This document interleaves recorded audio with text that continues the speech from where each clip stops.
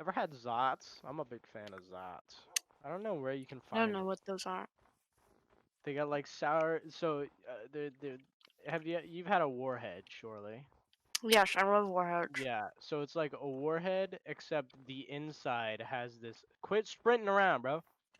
The inside has this like has this sour fucking ooze, right?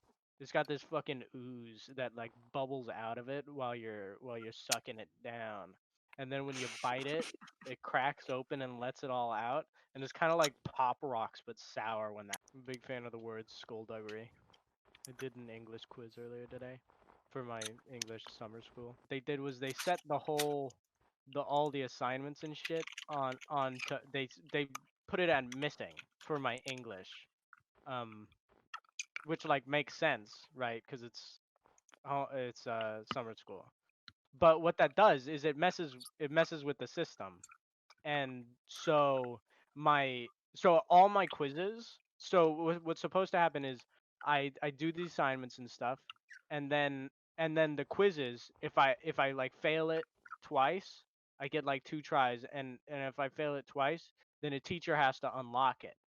But because it's all marked as missing, a teacher just has to unlock it anyways, and so it's been locked and unlocked for like a while. I'll like check and then I'll be like, okay, I can do this later, and then I'll check again and it's locked, and it's like, what the fuck?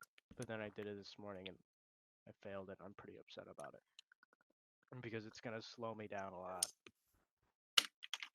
I don't know if you know this, but I'm actually an accountant, and as an accountant, uh, I deal with people's numbers, all their taxes and monies, and I've come to appreciate in my job the people that really take life slow, because they don't spend a lot of money on shit.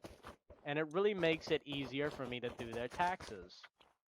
And um, as an accountant, I've really learned to appreciate those kinds of people and their lifestyle. So that's sort of what I that's kind of what I think about as an accountant from an accountant's perspective. Have I ever told you guys about the story of Conan, the librarian? Alright, how about I tell you a story while we walk? So, okay. Well, so, do you guys coming? I'm sorry, I'm trying to carry the conversation here. You guys have low conversation skill levels. Yeah, I really am monologuing, but it's not out of a want to monologue or a ability to monologue. It's out of the fact that there's mono person here talking. Monologues are interesting parts of plays. There's a character in some books I really like, and he's got some good monologues. And he in one series, so he's a character. He's actually a really interesting character. He appears in every book that's set in this connected universe. And he's like really mysterious and stuff. But in one of the book series, he has a viewpoint chapter in the epilogue. All the epilogues are from his viewpoint.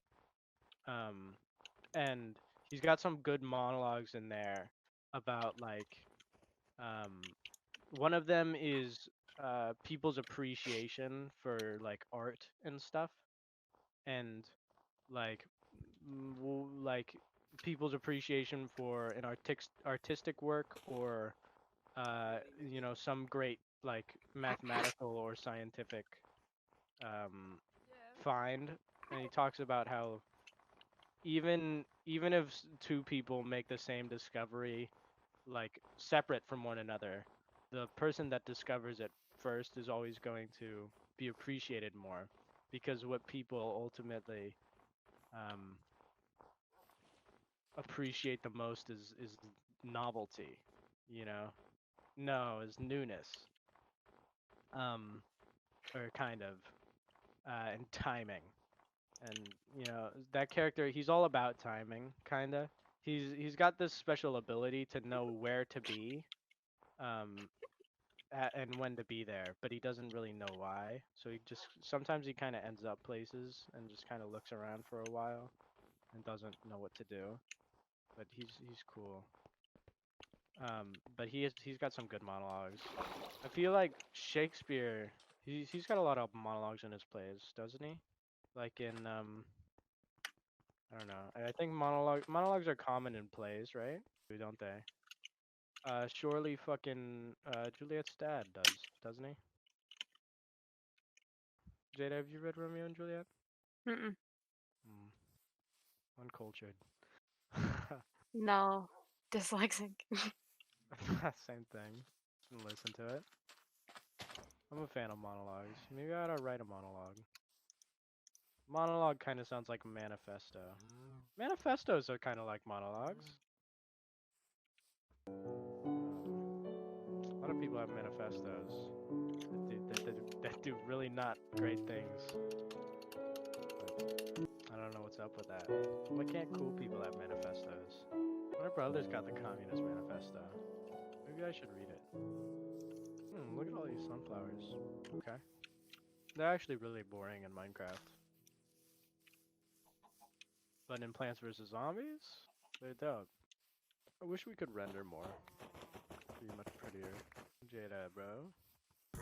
Horse didn't do nothing for the animal abuse to stop. Who's coming? Gotta make sure these guys we don't lose them. Y'all ever gone fishing? Because let me tell you, as a fisherman, I'm a fisherman. I don't know if you know this, but I'm a fisherman. And as a fisherman, life's really taught. I've really been taught to take life slow and to appreciate that. And and I think you should go fishing with me sometime. I can teach a thing or two about taking life slow. You know? Sure. I've never been fishing. Record. I went fishing like once when I was like 7. I did not catch a thing. I didn't actually fish at all. One day, I'll do a pretty Zach. pink tulip. There'll be a game like Minecraft, Believe but it. it'll be even better. Well, I'm just saying that you know one day there will be some kind of VR that'll have the same kind of capabilities of Minecraft in how much you can do, but it'll be more about figuring out what happened to your boat. Because as a fisherman, I don't know if I've always worked as a fisherman. Dog. It's been my only job, only thing sustaining. Sorry, I didn't mean to hit you. It's been the only thing sustaining me for a long time, and a lot of the time I find myself without a boat, and it's Sometimes life doesn't supply the boat. rarely does. Let me tell you a little anecdote about breathing underwater. Um, you can't. I Uh-huh. somebody I was as a fisherman, I spent a lot of my time around the water. And every day I try to breathe it in. And every Every day I day? fail. Every day. So you're retarded. You were a retarded fisherman. No, I'm a fisherman.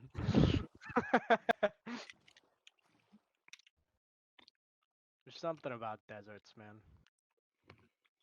They're wacky places. Jade has really been losing a lot of pets today.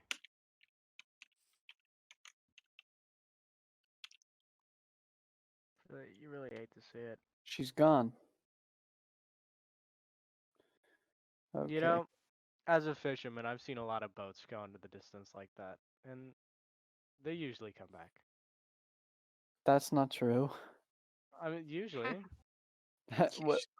I mean, sometimes there's, a storm or something. Rest in peace, Jerry. I mean, I never liked that guy. you know, you're not you when you're hungry. I've learned that as a fisherman. Oh, I've really come to realize, dealing with the type of people out on the docks. That really, Do you You're really? just not you as Why when you're. would the fisherman be spending so much time at the docks? Wouldn't he be out in the middle of the ocean fishing with giant nets and fisherman boats? Well, I mean, giant nets gotta. They take some work at the docks. You No. know. Oh, see what I tell you about people coming back. I think a good metaphor for my life is no matter how many times you try to hide from Jada and leave her in the dust, she always comes back. You know, I think this is a good metaphor that Jada never listens and she keeps sprinting, and it makes me angry. Honestly, I'm a big fan of deserts. Deserts are very spiritual places, I feel like. I've got to say, as a desert man, I've lived my entire life in the desert, taking it slow. Is it a 70? It's a 70. One block off. So Nonsense. it'll nearly